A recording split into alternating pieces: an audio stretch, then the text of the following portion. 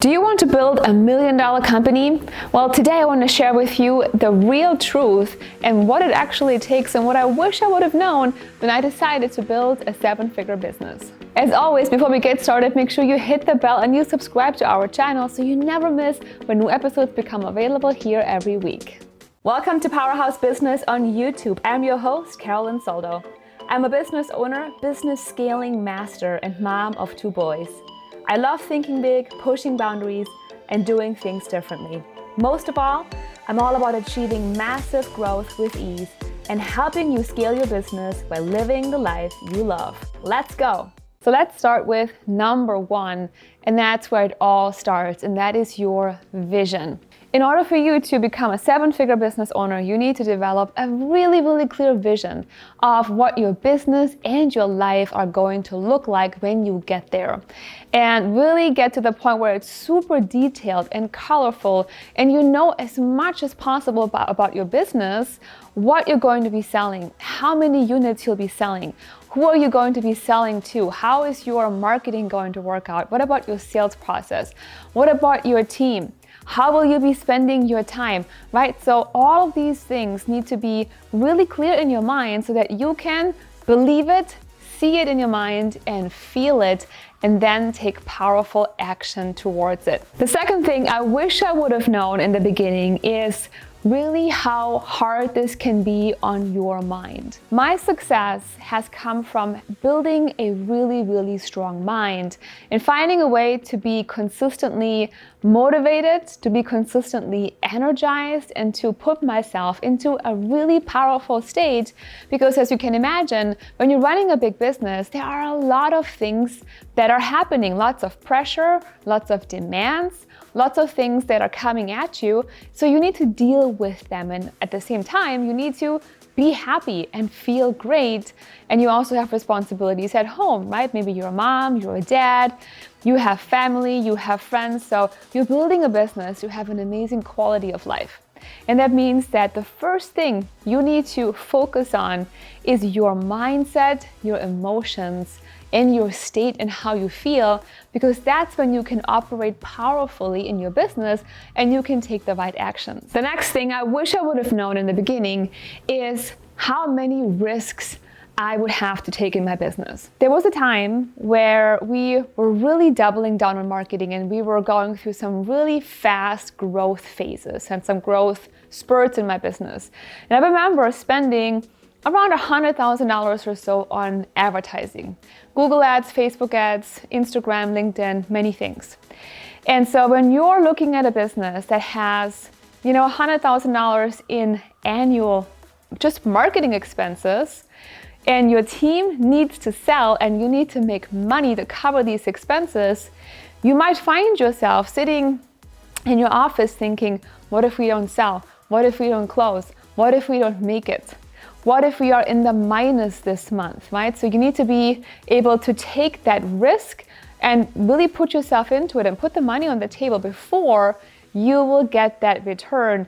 And as your business grows, your output, right, and how much money you put into the business will grow and grow and grow as your income grows and grows and grows. So it's a financial frequency that is stretched out in terms of how much you spend and then how much you can receive, and that can be really uncomfortable for people. Let's talk about visibility for a moment. And I remember times where I felt really tired of being visible, going on interviews, right? Being on podcasts, doing videos, doing events, showing up, posting, writing, constantly communicating.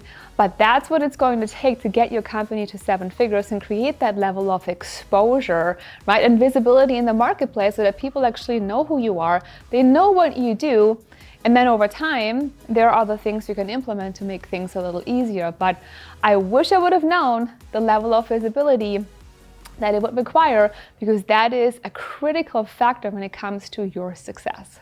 elevate your brand and how you show up. A big business, a bigger business, but and you're still considered small business at $1 million, by the way, but a business at that size looks a certain way.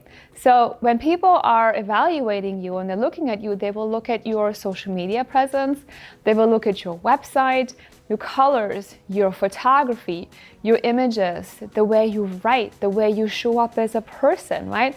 The way I look right now. And so you need to be ready to really lift that up and elevate that to a super professional and modern times level. And I did that. I remember looking at my brand saying, this is not $1 million brand anymore, right? It just is not. And so most people don't have those skills to create those awesome brands. And so I worked with a brand designer. I worked with an amazing woman that designed my new brand based on my company values, who I am as a person, and who our clients are, right? And what our message really is. And so I want you to really invest in how you're showing up to make sure that you can actually, become that $1 million brand. And that leads us right to the next one, and that is to be really, really bold. To be able to lead a team, right? Lead your people, attract your clients, become that person that people look up to, you need to be bold. And many people have, in the beginning, they just don't have that, right? They come from, a corporate job, or they're just not as confident in their own skin, but you need to be that so that you can show up like a boss, right? You can show up like the real deal. And that's in terms of the speaking that you're doing, when you go on interviews, when you have to make the hard decisions, right? When you ask for the sale, right? You might be raising your prices over time. So you need to know your value in what you bring to the market so you can really believe in yourself and therefore have the energy and the posture to be, standing in $1 million shoes. As you grow your company, you'll be building a bigger and bigger team so that you are not in a business prison and you can actually enjoy the freedom that a business like that can give you.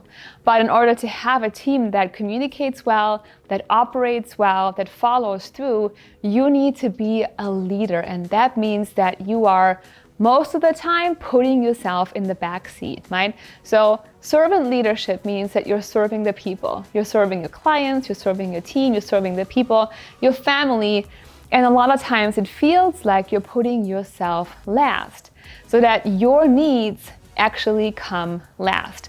And it can play games on you, right? It can literally play games on you when you find yourself helping other people, answering their questions, meeting with them, encouraging your team, constantly giving.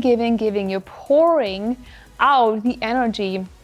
And that is what a leader does and what a leader can do for people without feeling resentful, without feeling negative, without feeling bad for themselves or anything, but instead feeling more and more excited about the work they get to do. So over the years, I have constantly learned and read the books and studied and really looked at, how I was showing up in my business to make sure that I could continue to become a better leader every single day. Delegating and letting go of your control is really hard for many people, especially if you are the business type, the entrepreneurial type. Why? Because you think that you're the best at what you do. And you know what? Chances are you are the best. You are the best at what you do in your given field, right? Or your niche, but you can't do it all yourself. So letting go of that control is hard because we feel, what if things go wrong? What if that person makes a mistake, right? And additionally, you also need to pay for them, right? So a lot of times clients say, what if I hire this big team or this new person and I spend all the money on them and then they're not performing well? What if I waste the money, right? What if things go wrong? So letting go of, that control in your business is really hard, but so important so that you don't get to burn out. You don't burn out as you grow your company. The next thing is then managing these people, right? We talked about leadership skills, but what about managing your team? I really underestimated how much managing and putting processes in place it would require to get to $1 million. Until my business was really crazy and sort of out of control. I had a lot of contractors and people helping me, but nobody was really communicating well. There were people who weren't really doing their jobs. And I felt like I was this sort of, monkey in the middle, really responsible for everything at the core, but then making sure all my people were doing their job, and that was exhausting too. So having the right meeting cadences in place, communication tools, and how you really communicate with your team, right? How do you get them on the same page? How often do you meet with them? How do you plan for projects? How do you track your projects? All those things may seem very tactical and administrative, but they ensure that you and your team work well together, and you can continue to hire more and more people, right, over time, and with that expand your business. And here's the last thing, and really what it all comes down to. Being in this field of coaching and consulting for a couple of years, I've seen a lot of people come and I've seen them disappear.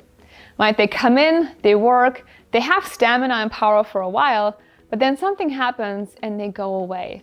And sometimes they come back and they re-emerge, but it's not about how fast you can run. It's not about how loud you can be. I've never been the loudest. I've never been the craziest, marketer, but I have been very consistent. And so what you need to do to really make this an enjoyable journey and a long-lasting journey and reach your goals, right, is be consistent and stick with it.